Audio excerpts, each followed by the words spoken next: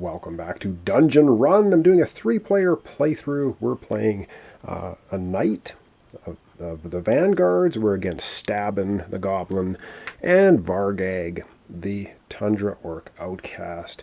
Alright, the first player for this episode is Vargag, and his first action, he is going to move. So he will actually move down south here to this area, and we're going to see what dungeon tile he gets.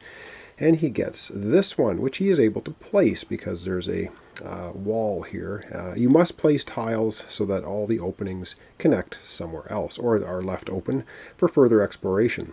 So in this regular tile, we have treasure on a 1, 2, 3 and encounter 1, 2, 3, 4, 5. So he can place the tile this way.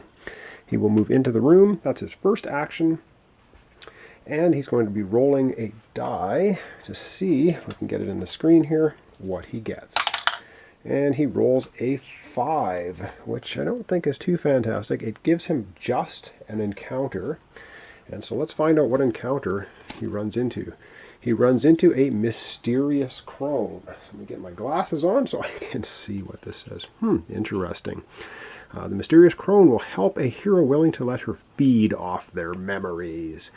As a special action, a hero sharing a tile with the mysterious crone can discard one training marker in exchange for the Forbidden Tome artifact card. Once the Forbidden Tome has been received, the mysterious crone vanishes and is removed from the game. So she's going to stay here in this room. That's an interesting one. And that is, we're going to take a look at that artifact. The Forbidden Tome, we'll take a look and see what it is. It's one of the 4 artifact cards. Let's see what she has to offer.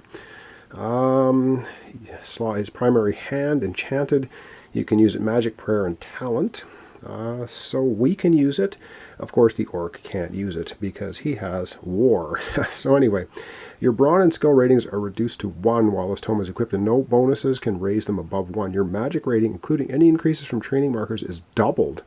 Cards and abilities that only increase ratings during combat are not included in this doubling. Wow. So if you have a big magic rating, which we do as the knight, that would be a pretty good one for us. All right, up. Oh, he still has an action left, so let's get to his second action. All right, so our orc is going to take another move action off here, leaving the mysterious crone behind. We're going to draw another dungeon tile, and we get another regular room, and so he will put it this way. All right, and it has treasure on a 1, 2, 3, encounter 1, 2, 3, 4, 5, very similar to the one he just came from. All right, once again, I'm going to try to get this kind of in camera. I'm going to roll a die, and this time he rolls a 1, and a 1 means it's going to be a treasure and an encounter. So treasures, of course, go face down. Don't know what they are. And he gets an encounter. So this encounter is, wow, and I shuffled that tons. There's a dwarf artificer. The dwarf artificer has sworn vengeance against the dungeon boss and will sell an ancient weapon to the hero who vows to slay the dungeon's master. As a special action, a hero sharing a tile with the dwarf can discard 2 treasure cards in exchange for the Doom Glaive artifact card. Once the Doom Glaive has been received, the Dwarf Artificer is removed from the game. Wow. So, okay, we have that. Let's take a look at that Doom Glaive and see what it looks like. Alright, so let's take a look and see what the Dwarf has to offer. It's the Doom Glaive. Use primary hand or offhand. So yes, there's slots for primary hand, offhand, head, and body. War and prayer. So both myself, and this time the orc can use this one. Roll 2 extra dice when making... with your brawn rating, once per game, you may attack with 4 extra dice instead of 2. So you roll 2 extra dice when attacking with your brawn. Wow! Instead of 2, if you do discard the Doom Glaive after that roll. Wow, that's an awesome weapon. But you have to cash in 2 treasure cards in order to get it. And so far, we don't have a lot of treasure cards. There's 1 here, but that's the end of Vargag's turn. That was his second action, so he can't search for this treasure card at the moment. All right, up next is me, Adilgar the Knight. So I'm going to readjust the camera, and I'll get to taking my 2 actions. All right, so what I want to do, because this cursed stone, has you negate your abilities on any adjacent tile. I'm actually going to take my first action to move here with Stabbins, and my second action I'm going to move up north. So I'm going to be drawing a tile, and I get a regular dungeon tile, and so I'll put it this way. It looks like we get a treasure on a 1, 2, 3, and encounter on a 4, 5, 6. So it's either or. All right, let's hope I roll to get a treasure. Would be good, not an encounter. I roll a 3. So by rolling a 3, a treasure is a 1, 2, 3. So what happens is there's a treasure here. Now, unfortunately, I've used my 2 actions already, which kind of sucks because I went 1 to move, 2 to move. Up next is going to be Stabbins, and I have a funny feeling that little bugger is going to come in here and scoop that treasure. Darn it! So that's my turn. Unfortunately, up next is Stabbins. And yes, indeed, Stabbins' first move is to move in here with me. His second move is to do a search. So I explore the area, Stabbins searches and scoops the treasure, a little bugger. War, Prayer, and Talent. He can use this one now. It says, after a monster or hero rolls to attack you, you may immediately force him to reroll any one of your dice. You can only force 1 reroll per battle action. All right, well, he's going to equip that, and that goes into the primary hand or offhand. So he is able to equip it. He also has a treasure he cannot use. He has 2 treasures now, though. So theoretically, he could go over here and get the glaive, the war glaive, but he can't use it because it's War and Prayer. But he could scoop it anyway, just so that we can't have it. Now, I do believe that was Stabbins' turn, 2 actions. So we're back to Varg, who's the first player. He would roam any monsters, but there are no monsters on the board to roam. So the first player token then moves over to me. Adilgar, so we're going to come back. We're going to have 1 more set of turns for this episode, and then we'll call it a day. All right, let's continue. We've got ourselves the knight Vayne going, or the first player, and so for our first action, I think we're going to move over to this tile here. So we're going to draw a dungeon tile, and of course we get a special one. It's the library, a special action to search. Oh wow, we get, if we roll a 1, we get a wound. If we roll a 5 or 6, we get the boss card. Oh, a boss card. Wow. Okay. Fighting a boss. If you cash a boss in, they are worth 2 encounter cards. But you know what? I think I'm not going to do that for my second action. I'm going to move over here. I'm going to draw another tile, another special room. Oh my god, this is ridiculous. The portcullis room. No roaming or escaping. Roll brawn to move. Any roll of a 4+ you move. Failure is a wound. So I'm getting all kinds of special stuff kind of stuck in here. That's my second action. Up next is Stabbins. All right, we're over to Stabbins, who has his exquisite shield, and it's his turn to go. So I don't think he wants to go around the Cursed Stone, so he's going to take his first action to move to the library. And his second action, he's going to move north, which means he's going to be revealing a dungeon tile. It's a regular room. Treasure on a 1, 2, 3, 4. Encounter on a 2, 3, 4, 5, or 6. So he's running into lots of good stuff, and we, the other players, are not. All right, so let's roll a die for him, and we'll see what he gets. I think we can see that there. Yep. And he rolls a 4. And so with a 4, he ends up getting, of course, a treasure and a treasure card and an encounter. So let's see what he gets for his encounter. He gets a giant rat. Okay, it's a swarm. Roll a die when you kill the giant rat. On a roll of 1 or 2, do not place it in your loot pile. Instead, this giant rat remains in play and all wound markers are removed from the card. Well, we're going to be getting into our first battle. The giant rat's going to be rolling 4 dice. Its attack value, hitting on a 2 and a 3. To overcome its defense, we need to roll 3+ to hit it.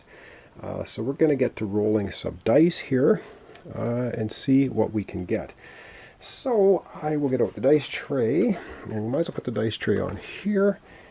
The giant rat is going to roll 4 dice. Hits only on 2s and 3s.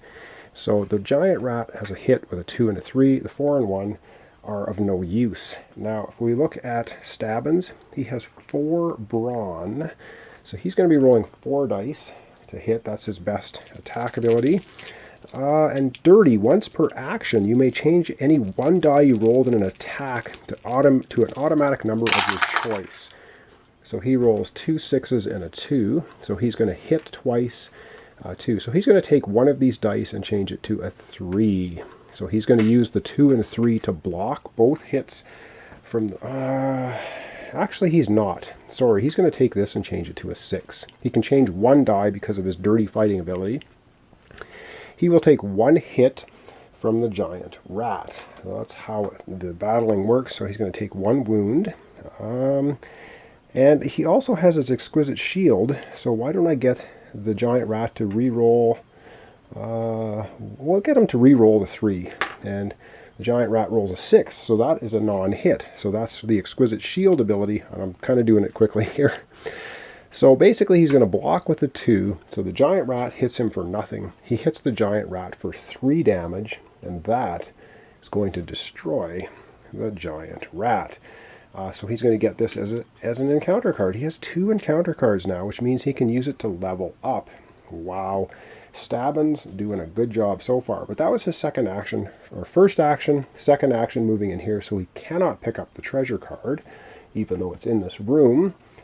Up next, oh, and he gets a rally action. I keep forgetting, after you disarm a trap or defeat a monster, you get a free rally action, which means you get to remove a wound. Stabbins has no wounds, so that's why I've been kind of ignoring it. None of the characters have wounds yet, except Barg has 2, but he hasn't been able to do a rally action yet, I don't think, because he hasn't defeated anything. He just got beaten up by the trap. All right. Over we go. Will be the end of our episode for today. Barg here in the room with the Dwarf Artificer. Let's have him take his 2 actions. And yes, I forgot, the giant rat has an ability. Roll a die when you kill the rat on a 1 and 2. You do not place it in your loot pile. Instead, it remains in play. So, darn it. Let's roll a die. We get a 1 and 2. We get a 5. So what happens is this becomes part of the goblin's loot, so all is well. Let's go now over to Vargath, and I apologize, you're seeing things kind of out of order because I had to film this at the end. Let's do Vargath now. And the first action Vargag's going to take, of course, he's going to move. He's going to move up to this space here. So we're going to draw a dungeon tile, and we're going to see what it is. Ooh, it's a special. Wow, lots of specials here. It's the Ancient Bridge. Roll skill upon entering. His skill is 2. Rolling all 1s. You get 10 wounds. So I don't think he wants to do that. So this can connect nicely like that in this space. So he gets to the suspension bridge, and he's going to be rolling 2 dice, and we don't want to see snake eyes. If he gets snake eyes, it's going to take 10 wounds. He rolls a 1 and a 4, so he does not roll snake eyes. He has another action. Boy, this is pretty lame. He can move into the portcullis room with me, but that's not very useful for him. I think he's going to move back to the artificer room, and that's kind of the end of his turn. And that will be now time for us to get back to the first player, which is me, the knight. I would roam monsters if there were monsters on the board, but there aren't any. So the first player token then is going to move over to Stabbins. So I'm just going to readjust the camera a bit. We're going to wrap up our episode for today. All right, so I kind of get everybody in here. We got Vargath down here, the Tundra Orc. We are in the portcullis room, and we have Stabbins up there in the north, sitting on a treasure card. So far, you can see the game kind of swingy-ish, depending on tile draws and such. Stabbins, of course, doing the best right now. He's got the Exquisite Shield. He basically has 2 treasure cards, 1 he can use. He has 2 encounter cards he'll be able to level up in the next episode. We, as the knight, have absolutely nothing. We have been very unlucky. We've not had any encounters, any treasures. It's been pretty sad. Same as Vargath. The only thing he's done is found a couple companions down here, or strangers down here. He has no treasure cards. He has nothing either. But he even has 2 wounds, so I guess he's doing even worse than we are. But that's not the end of the game or the name of the game. The name of the game is to find the boss lair, defeat the boss, get the summoning stone, and get out. So we'll see what happens in future episodes. So thanks so much for watching on. Thanks for comments, subscriptions, and likes. This is Dungeon Run, and I'm doing a 3-player game, and we'll see what happens. So thanks so much, and we'll see you in the next episode.